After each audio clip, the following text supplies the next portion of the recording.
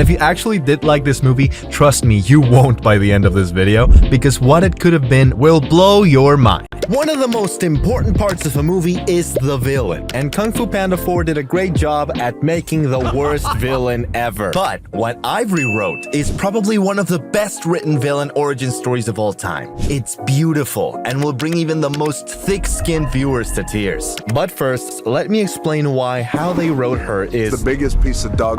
So just take a look at the other Kung Fu Panda villains. Tai Lung, Shifu promised him he would become the Dragon Warrior, and he spent every day training with total dedication for it, but was lied to and rejected, so that's why he became power-hungry and evil. Lord Shen, his parents abandoned him at a young age, so that's why he became power-hungry and evil. Kai was betrayed by his best friend whose life he saved, so that's why he became power-hungry and evil. And the Chameleon became power-hungry and evil, well, you know, just cuz. Well, technically they said it's because she wanted to learn Kung Fu, but why is just not being able to learn Kung Fu so important? I mean, couldn't you just do Jiu-Jitsu or Karate, something? Why would something so minor as not being able to learn one skill cause such drastic change to a character? That's lazy writing. Let's fix that. So one night back when the Chameleon was just a wee child, she came back from school after having a rough day. Her parents noticed the sad look on her face and decided to cook her favorite meal. The Chameleon looks at the dinner table and starts smiling while looking at all the delicious food and thanks her parents for being so kind. As the family is about to dig in, bam! The door slams wide open and there are bandits who barge in.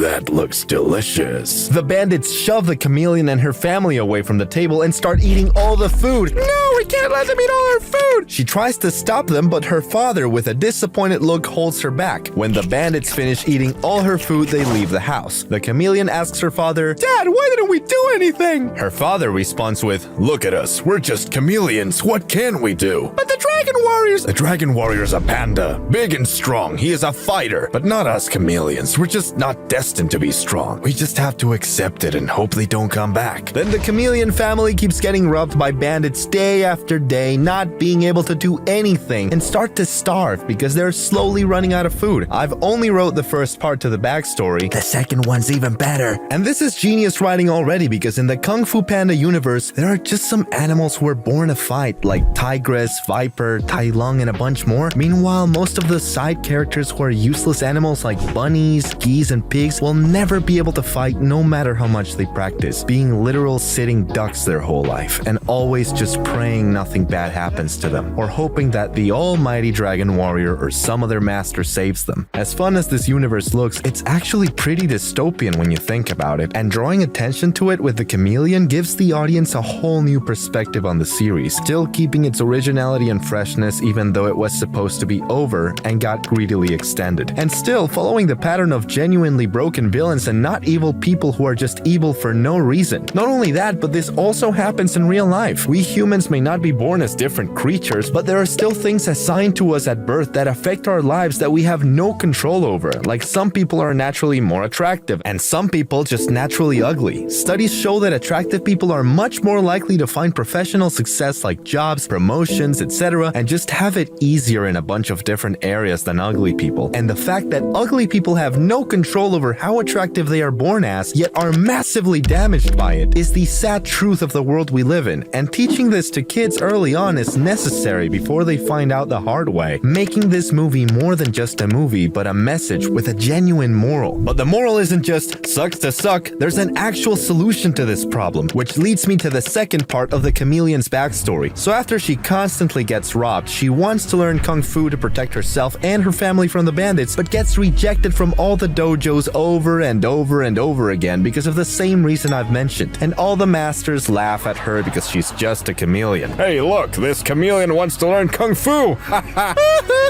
She feels defeated and hopeless, but just when all hope is lost, she finds another way, sorcery. She learns it and becomes very good at it and very powerful, and eventually does magic-y stuff and beats the bandits. Her parents have changed their minds and are very proud of her, and everyone lives happily ever after.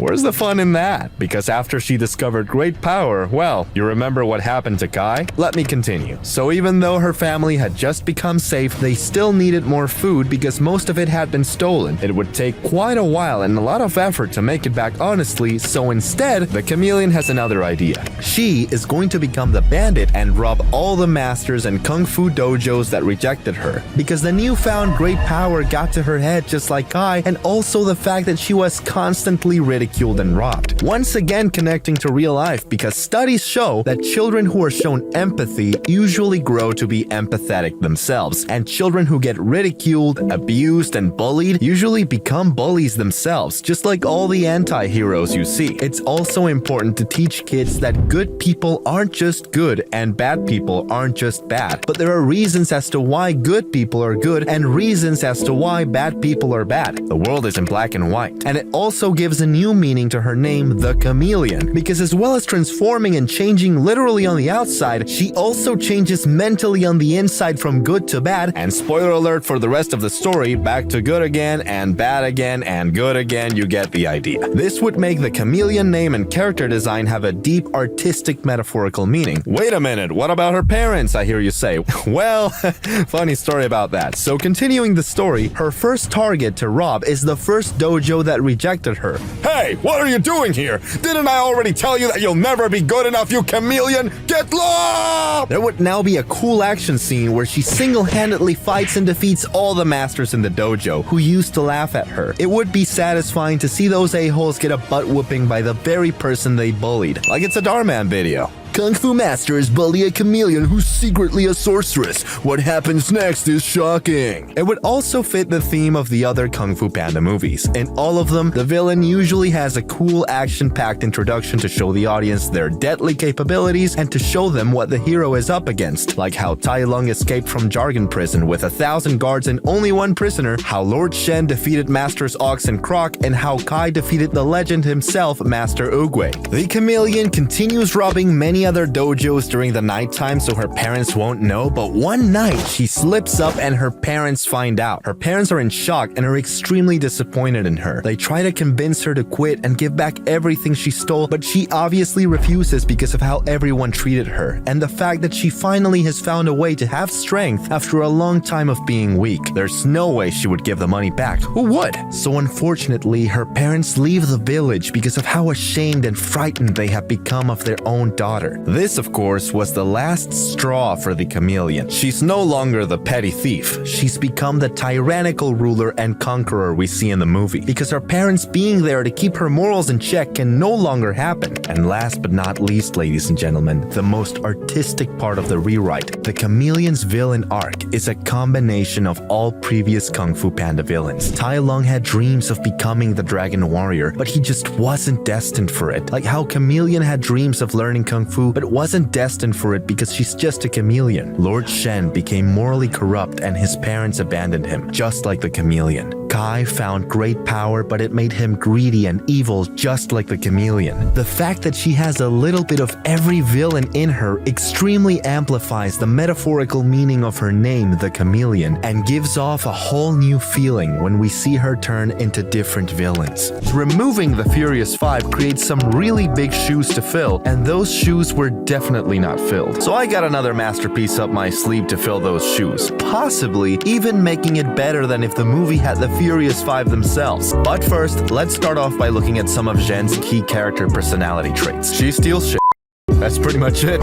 The level of character depth in her is like the depth of a kiddie pool. It's like if I asked a 9-year-old to design a character. Okay, so I have this character who likes to steal stuff, but stealing is wrong just like my mommy taught me. Okay, not a bad start. Why does your character like stealing stuff? Well, you know, just because. Okay, what happens to this character at the end? Well, she stops stealing and becomes a good guy after hanging out with the Dragon Warrior. So, just talking to one person for a few days completely changed the character's entire personality?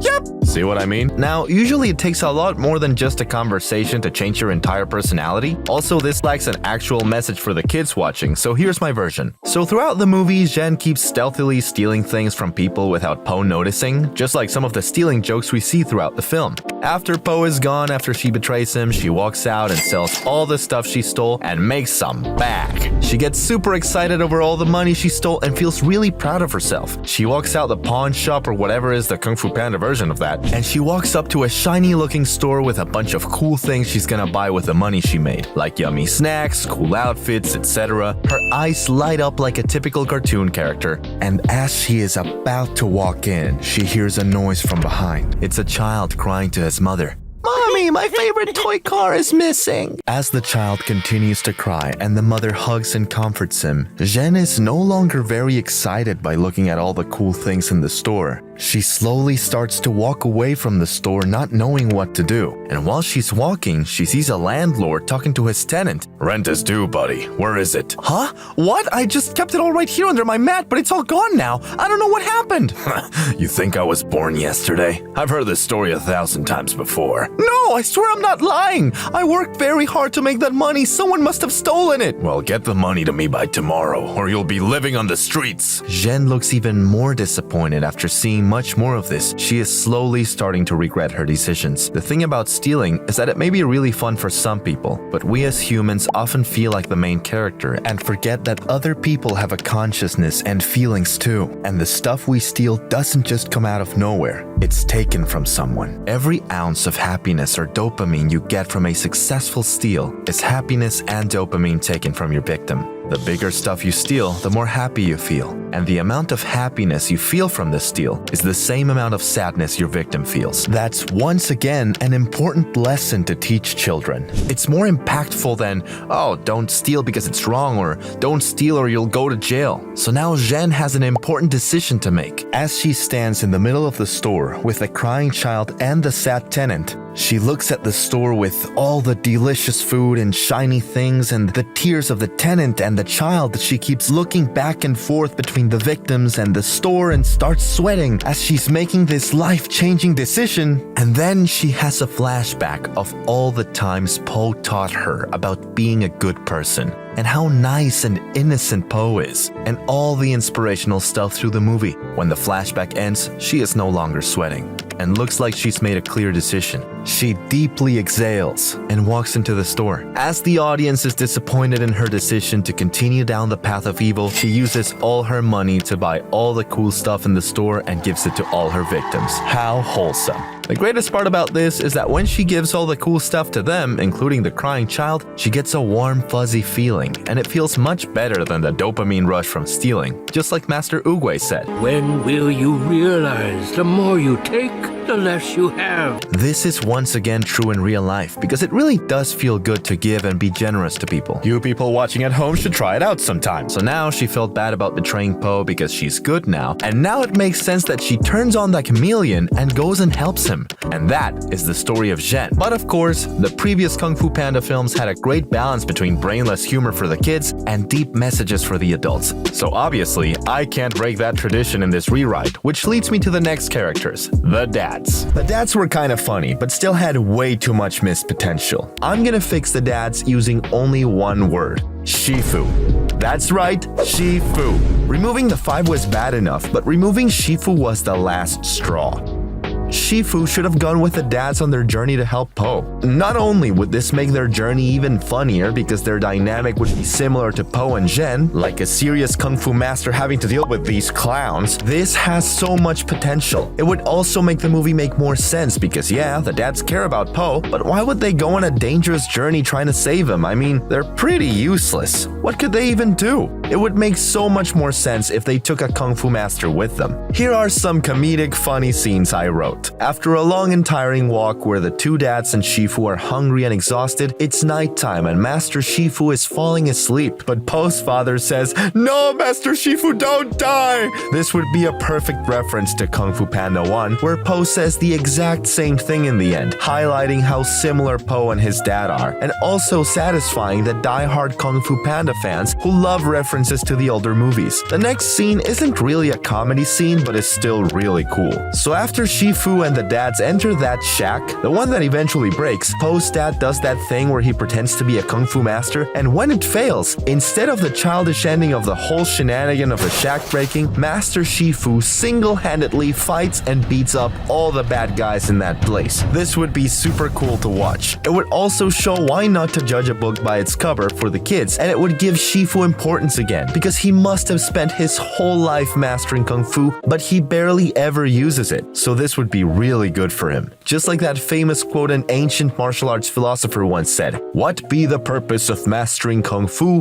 if thou cannot whoop someone's buttocks?" That's totally a real quote, but you don't need to Google it, just trust me. Anyway, so this would be good for Shifu, and it would be a big part of his character development through the film. Well, my rewritten version of his character development that's in a future chapter, about his deepest insecurities that he has secretly hid through the other 3 Kung Fu Panda movies. It would also add to my point of developing different characters to still keep the series' freshness by developing new characters other than Po. But I'll skip that for now because it's funny time. No serious stuff yet. Back to the comedy scenes. So we're still gonna stick to making a lot of references to the original Kung Fu Panda for the reason I mentioned earlier. Up next will be after they continue their journey being hungry and tired, they find a restaurant in the middle of nowhere that almost has run out of food and only has 1 dumpling left. See where I'm going with this? If you did, you're a true Kung Fu Panda fan. And if you didn't, remember that scene where Po fights Shifu for the last dumpling as part of his training? Yeah, that, but with Po's dad. It would have similar stuff too, like the shuffling and everything. And one of my favorite parts of this chapter, after Po's dad and Shifu are having an intense battle for the dumpling, instead of either of them winning, Ping the goose just eats the dumpling out of nowhere. This would be very surprising and unexpected because the audience would expect Po's dad to win, but to completely shatter the audience's prediction is peak comedy. And of course, we can't forget,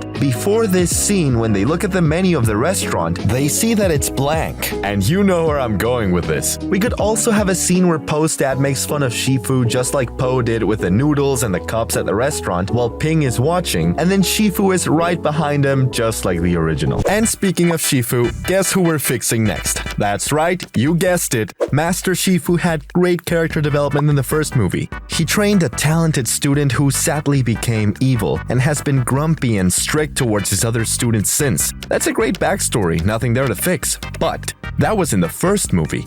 After that, Shifu hasn't really developed since then. He's just been the NPC who keeps sending the main character on quests. DreamWorks just straight up just said, I don't want to play with you anymore.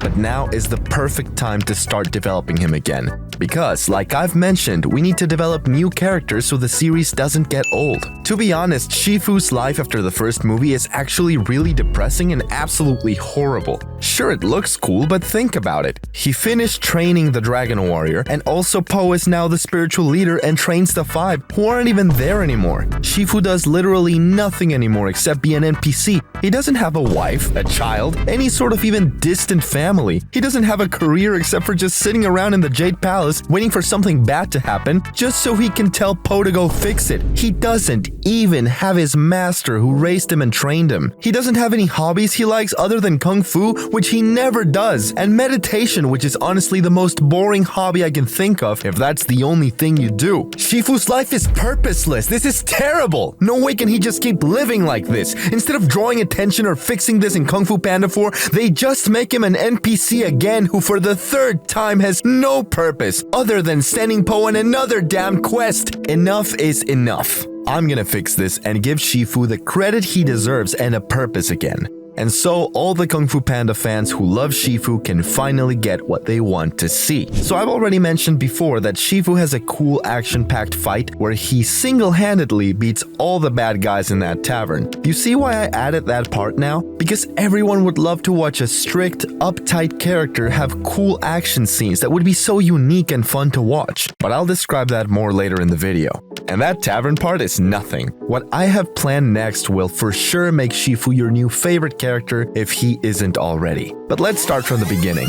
How did Shifu first become aware of his uselessness? It was just an average day and Shifu was walking back from the Jade Palace. He sees a kid crying and telling himself, I'm not good enough, I'll never be like the masters in the Jade Palace. Master Shifu, with his wisdom, sees his opportunity to teach him the lesson we learned in the first Kung Fu Panda movie when the scroll was blank. There is no secret ingredient, just be yourself. As Shifu is walking up to the child, about to bestow his wisdom, someone else walks by and says to the child, Hey there kiddo, kiddo, don't you remember what Po said? Be yourself. You don't need to compare yourself to any master or anybody at all. The kid feels a little better. Master Shifu doesn't really feel that bad yet because the kid did feel better and that's what he wanted even though he wasn't the one to do it. So he continues walking and sees another group of people playing soccer or football for you Europeans. He sees an excited, joyful look on all the players' faces as they continue to play. Shifu wants to join in, but he can't play because of his broken hip that Tai Lung broke in the first movie.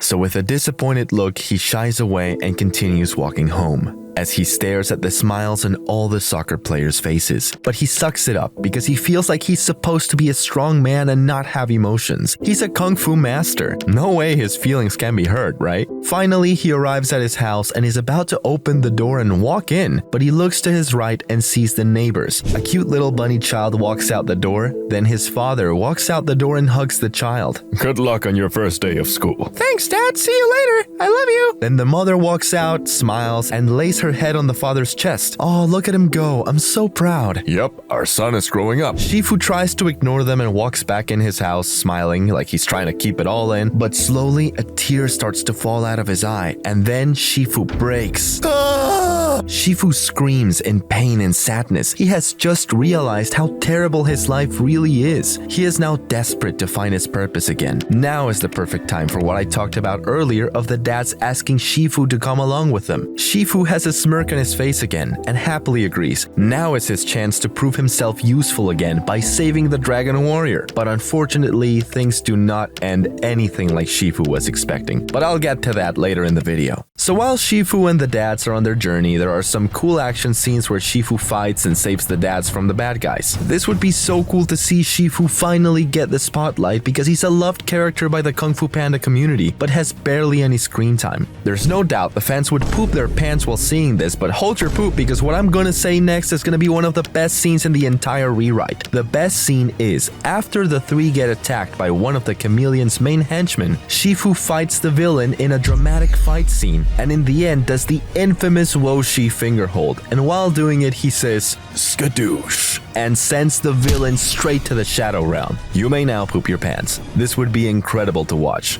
Shifu and the fans finally get the moment they've been waiting for the last 4 movies, and Shifu was the one who first introduced Po to the Woshi finger hold, but never actually did it himself until now. Although these action scenes may be cool and all, they can't be the only thing that's there. I'm not gonna be like those lazy writers and rely on cool animations and big budgets to make my movie entertaining. I'm a real storyteller, and I'm gonna prove that with this next part, Shifu's ending. I was gonna save this part for the final chapter in this series about Kung Fu Panda 4 alternate endings, but I'm just gonna reveal it now because it will truly make Shifu's story whole. So towards the end of the movie, right before Po's face-off with the Chameleon, Shifu, filled with his newfound pride and ego, tries to fight and defeat the Chameleon all by himself. The dads try to convince Shifu not to do it because it's not his destiny, but Shifu doesn't listen. He doesn't want to go back to being that NPC who just watches the main character do everything. So he ignores their advice and goes in the Chameleon's place to fight her. After a cool kung fu display, by beating all her guards, Shifu walks up and is face to face with the Chameleon. Dramatic music plays as the two stare at each other.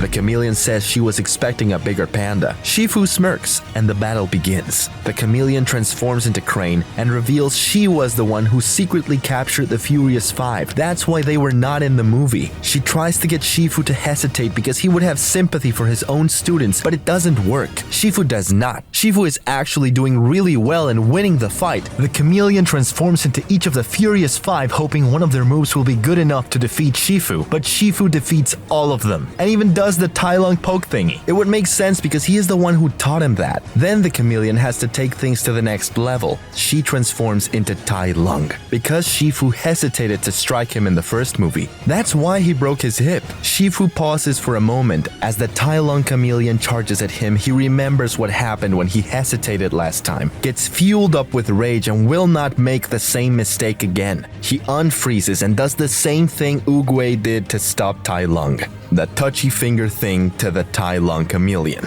The Chameleon is badly hurt and transforms back. She's on her knees. Shifu walks over to her victorious, about to finish the job, but then she transforms into something Shifu could never attack. She transforms into Po. No, God! No! God, please, no! No! How could Shifu ever attack Po after what they have been through together? Shifu hesitates and the Po chameleon belly bumps Shifu into the wall. Shifu, after being hit and badly hurt again, barely being able to move with a disappointed look, realizes how foolish he has become and deeply regrets everything. The chameleon slowly and dramatically walks towards Shifu to finish him off this time. How the turns have tabled. The chameleon grabs Shifu and does the Wo Shi finger hold. Shifu closes his eyes, smiles, and says, "I'm coming, Master Oogway." Bam! A metal bowl is thrown at the chameleon's hand to stop her from doing it. They both turn around in shock and see it's Po. Po finally arrived to fight the chameleon and saved Master Shifu, just like what happened in the first Kung Fu Panda. But first, Po runs out of breath and complains about going up too many stairs. The chameleon says, "Who are you?" And the same stuff happens that happened with Tai Lung. "Buddy, I am the Dragon Warrior." But this time, the chameleon doesn't recognize Po because nobody does in this village. Then, after an awkward moment, the final battle begins. After Po and the chameleon have a dramatic fight, but eventually come to a stalemate because Po can defeat all the villains the chameleon transforms into, so she has to transform into Po. But because she is Po and Po is also Po, Po and the chameleon Po are left at a stalemate in order to put up a figmate with neither being able to defeat the other. Now, I don't want to reveal too much about this because I'm saving all the juice for the final chapter in this series about alternate endings, but basically what happens is after a long time of no clear winner, Po does something nobody in the story has ever done. He talks to the chameleon. Not just regular talking, but actual talking and listening. He asks her why she is doing all of this. Now, I've already made a rewrite about the chameleon's backstory because the writers didn't give her one, but long story short, she was originally a good guy, but she was not able to learn Kung Fu because she was just a chameleon, and all the Kung Fu dojos rejected and laughed at her. So she tells Po her story, and Po is amazed because Po went through the exact same thing back in the first movie, of how he was just a chubby panda and shouldn't be learning Kung Fu. But he overcame that by reading the Dragon Scroll, learning that anyone can fight and there is no secret ingredient, and creating his own unique ways to fight. So Po explains this to the chameleon, and she pauses as she has a moment of hope and disbelief.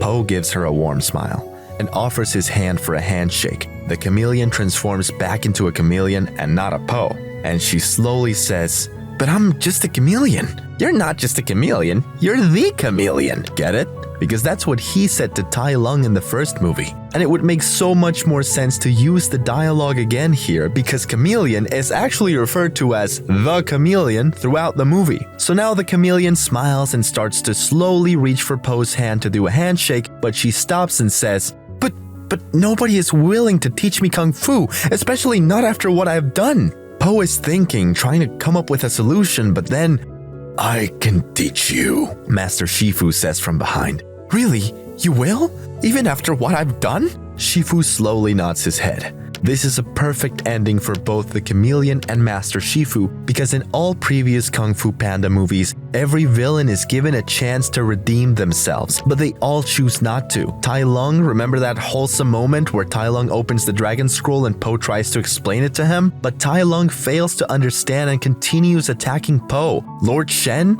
Po even spares him after knowing he is the one who killed his mother. But after an awkward conversation about whether scars or wounds heal, Shen continues attacking. Kai. In the spirit realm, Kai could have just chose not to take Po's chi, but he continued down the path of greed and paid for it. So having a villain finally listen to reason and change their ways after 3 failures would be amazing and enhance the metaphorical meaning of her name, the chameleon, because she becomes good again. She keeps switching from good to bad and back to good again, and Master Shifu, remember what I said before about him not having a purpose? Well, yeah, so eventually, Shifu and the chameleon fall in love with each other while training, and Shifu ends up settling down and having kids with the chameleon. Don't ask me how that would work. This is another important moral because it shows that your purpose doesn't need to be big and grand, like defeating the chameleon or being a spiritual leader. Sometimes just having a family and raising children is good enough to fill your soul. So Shifu finally finds fulfillment after 3 movies, but that's not all. Chameleon takes the kung fu of Shen and Kai, but when she summons Tai Lung, he's not going down that easily, so he grabs the Chameleon's tongue while she does the tongue grab thing, pulls it and punches her in the face. The Chameleon transforms into Shen, and we see an epic Shen versus Tai Lung battle. Tai Lung does his nerve attack, and Shen Chameleon is on her knees paralyzed. As Tai Lung jumps into the air to do his hammer kick to finish her off, Shen Chameleon transforms into Kai, and because Kai is more powerful, she is no longer paralyzed, and grabs Tai Lung's leg and slams him onto the ground. Kai Chameleon slowly starts to take Tai Lung's chi, but Tai Lung quickly gets up and grabs Kai's chain blades from his belt and ties him up with it. This is possible because Kai is big, strong, and heavy, and Tai Lung is lean, fast, and agile. Tai Lung raises his fist to finish off Kai Chameleon, but the Chameleon's army fires a bunch of arrows at him. Tai Lung is overwhelmed and has to escape. This scene would be similar to the scene in Kung Fu Panda 1, where Tai Lung escapes from Jargon prison. He dodges the arrows, turns them into a ladder, and much more action-packed stuff to defeat all the guards and escape the Chameleon's castle. Now that Tai Lung is free, he has an important choice to make. He has three options. Option 1, team up with the Dragon Warrior to defeat the Chameleon. Option 2, go for a round 2 and try to defeat the Dragon Warrior and conquer the Valley of Peace. And option 3, none of the above. Just chill, enjoy life, and do nothing. He sits down and contemplates these three options. He envisions each one briefly in his head so the audience knows what he's thinking about, and finally he stands up, smirks, and has made a clear choice. But he never mentions what he chose to keep the audience in suspense, because now he could be doing either of those three options, and people will be at the edge of their seats wondering what he chose, making this the perfect time to throw in those sentimental scenes and slow down the pacing of the movie for now, because people are hooked and won't feel bored. Back to the Valley of Peace, the Furious Five are still there, and Shifu has that conversation with Po about him passing on the Dragon Warrior title and becoming the spiritual leader of the Valley of Peace. After that, it's nighttime, and Po is having a conversation about it with Tigress and asks her for advice, maybe a little romance too. Meanwhile, Shifu is meditating and saying, "Inner peace." While doing so, he hears Master Oogway's voice. We already know that Master Oogway can send messages to people from the spirit realm if they're meditating, just like with Po's dad. My son is alive. It was a message from the universe. So Master Shifu hears Oogway say, Tai Lung has returned again. Just like what happened in the first movie when Oogway said that. Now Shifu thinks this is impossible because Tai Lung was skadooshed into the spirit realm, but doesn't want to doubt Oogway because he was right last time. He runs towards Tigress, Po, and the Furious Five in panic and schedules a secret meeting in the morning to not create panic in the valley. It's daytime. Po, the Furious Five, and Master Shifu are all gathered together. Tigress asks, "Master, why have you got us here in such a hurry?" Master Shifu says, "Tai Lung has escaped." Everyone is in shock. Po says, "But that's impossible." Then someone says from behind, "I beg to differ."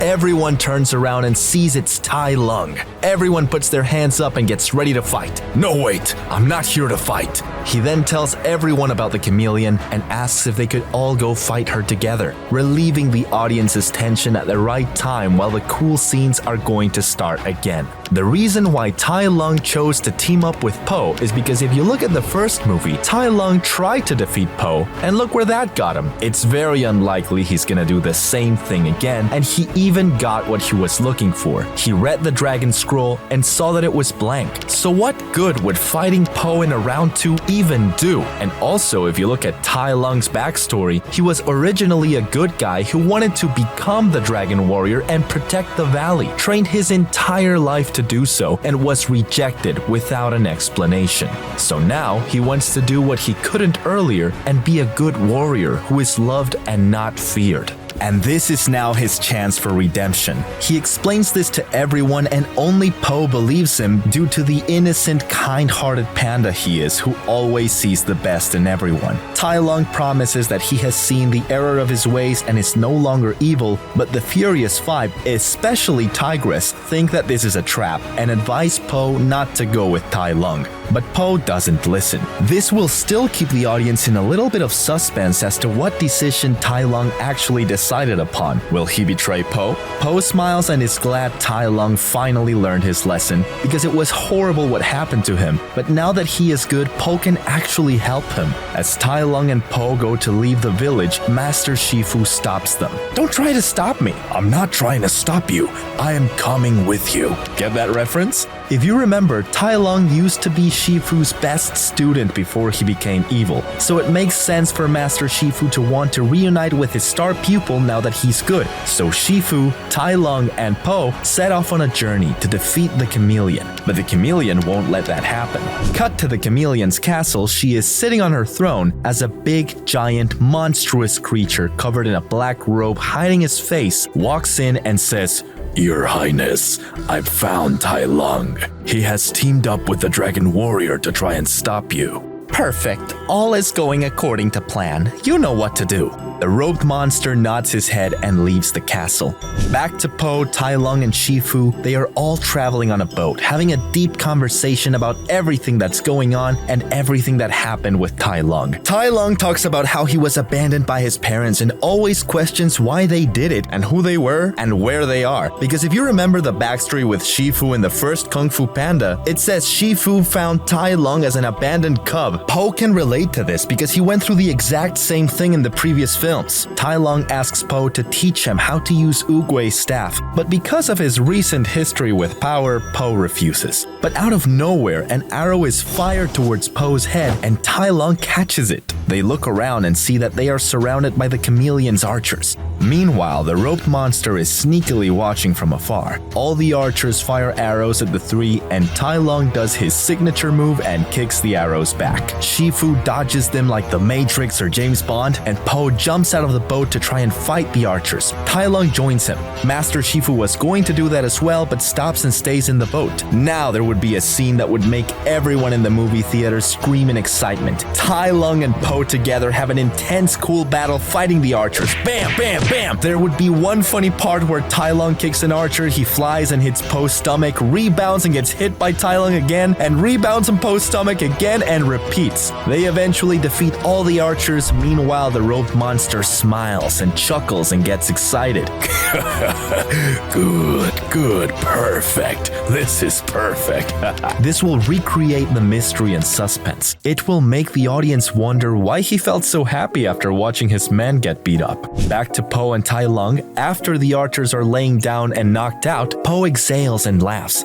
Well, that was exciting. Tai Lung raises his hand to finish off the archers, but Po stops him. No, you can't do that. Why not? They tried to do the same thing to us. But they can't anymore. They're knocked out. So? You wanted to be a good guy again, right? Well, part of being a good guy is forgiving. And these people have families too, who care about them. But they are our enemy. Well, you were my enemy, and I forgave you. Fine, I'll forgive them. This shows Tai Lung's slow character development, because in the last movie, he was pretty egotistical, but now that he has learned the error of his ways, he is now more open-minded and willing to listen to others, and the fact that he was shown forgiveness himself has really opened up his heart. But of course, there is still much more work to be done to turn a complete villain into a hero, which will slowly happen through the rest of the movie. They get back in the boat where Master Shifu was sitting down. Tai Lung says, Master, how did pathetic?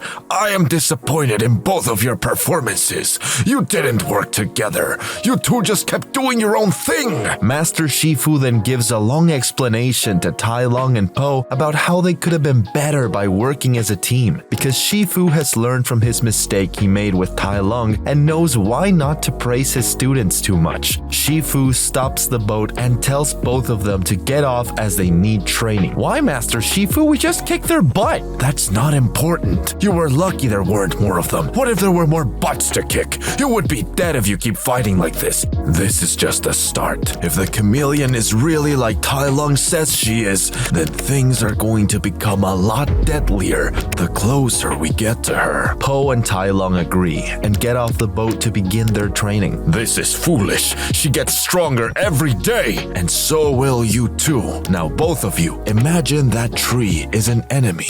What will you do? Tai Lung and Po both look at the tree, and Tai Lung punches it and the tree breaks. Master Shifu smacks Po from behind. Ow! See what I mean? You're not fighting as a team. You both focused on the tree and competed for who could hit it first, but left each other's backs vulnerable. Let's try that again. Imagine that rock is your enemy. Tai Lung goes to kick the rock while Po stands right behind him watching his 6, and Tai Lung breaks the rock and Po blocks Shifu's punch. Well done. It's great to finally learn from you again, Master. Let's do this again. Tai Lung and Po get ready, but Master Shifu is nowhere to be seen. They look around on high alert trying to find him. After a while, they realize it's not part of the training. Cut to Master Shifu alone somewhere in the woods. Where am I? Who are you? What do you want from me? You're my warm-up, the rope monster says as he has a big smile. Master Shifu and the rope monster have an intense battle, and Master Shifu begins aggressively striking the rope monster, but he easily blocks all Master Shifu's hits like it's no big deal, and even yawns in the middle of the fight. The rope monster says, "Okay, this is getting boring," and strikes Master Shifu's hip. Master Shifu falls on the floor. How did you know I have a broken hip? Who are you? The rope monster smiles and doesn't respond. He grabs Shifu and the screen turns black. Now back to Tai Lung and Po. We have to find Master Shifu. We'll go to the Chameleon's castle. They must have kept him there. Po runs to get back to the boat, but Tai Lung hammer kicks and destroys it. I have a faster way. Tai Lung sprints really fast with Po on his back. Now unfortunately, I am not DreamWorks and I can't do this for the entire movie. This video was just to tell you the concept of what would happen if they had Tai Lung, and I think you got it. So I'll just skip to the end because like I've said, this is expensive and I don't have enough money, which by the way you can solve by joining my Patreon so I can make more videos, longer videos, and upload more often, and you'll get these benefits. Anyway, the Tai Lung rewrite ends with an epic battle between Tai Lung and Po versus the Chameleon and the rope monster. They use Shifu's training and find creative and cool ways to work together, like Po grabs Tai Lung and throws him at the Chameleon super fast, or Tai Lung uses Po's stomach as a trampoline and bounces off him and goes high in the air so his hammer kick is more effective. Tai Lung grabs Po and swings him at the rope monster like he's a weapon. This is a good combination because of Tai Lung's enormous strength and Po's enormous body mass can make a deadly combination. After some intense fighting, Tai Lung and Po both injure the Chameleon and rope monster. While both the Chameleon and the rope monster are down and beaten, Po walks up to the Chameleon and Tai Lung walks up to the rope monster, and both Po and Tai Lung together do the Wo Shi finger hold on the Chameleon and the rope monster. They look at each other, smile, and at the same time they say skadoosh and send both of them to the spirit realm. They free Shifu, who was tied up in a corner, and again Master Shifu says that was disappointing and they need to do better and corrects their techniques. They all laugh and head back to the Valley of Peace, where Po decides to make Tai Lung the next Dragon Warrior. This would make so much sense because Tai Lung has redeemed himself by saving Po's life and helping him defeat the Chameleon, proving he is now a good guy. It would also give the fans who sympathize with Tai Lung what they want to see by making his story complete. He finally becomes the Dragon Warrior he's wanted to be for so long. He trained every day for this, but was rejected without even being given an explanation by Oogway, and obviously everyone felt bad for him. It'll be relieving to see him finally get the justice he deserves. But of course, no movie is complete without a post-credits scene, so after the credits, we see the rope monster and the Chameleon enter the spirit realm. They float up to Master Oogway. The rope monster takes off his robe and we see that the rope monster is Tai Lung's father. Master Oogway says, "You two have done well. Your son is finally at peace." The Chameleon transforms into a female snow leopard, implying that she is Tai Lung's mother. It is revealed that Master Oogway had masterminded this entire thing because in the first movie, he let Shifu train Tai Lung and fill his head up with dreams, even though he knew that he wasn't gonna be the Dragon Warrior, and intentionally didn't give him a reason for his rejection to make him evil, so Po can grow as a character by training to fight him. Everything that happened through the entire Kung Fu Panda series was all part of the all-wise, all-seeing Master Oogway's plan for the Valley of Peace, so that Po would eventually go through that entire journey and be ready to defeat the main villain, Kai. Once he did, Master Oogway's plan was complete. But there was still one hole in his plan. He may have brought peace to the valley, but he had still hurt Tai Lung. So he worked with his parents to fix that and set up all the events that turned him good. And Master Shifu was in it too. That's why he gave Po the idea of giving up the Dragon Warrior title, trained Po and Tai Lung to work together, and was defeated so easily by the rope monster. Everything went exactly according to Oogway's plan, and the rest of the Kung Fu Panda series, Kung Fu Panda 5 and 6, will be about Master Oogway redeeming the other villains Shen and Kai, because he doesn't just want the good guys to be at peace. He wants everybody to eventually find peace.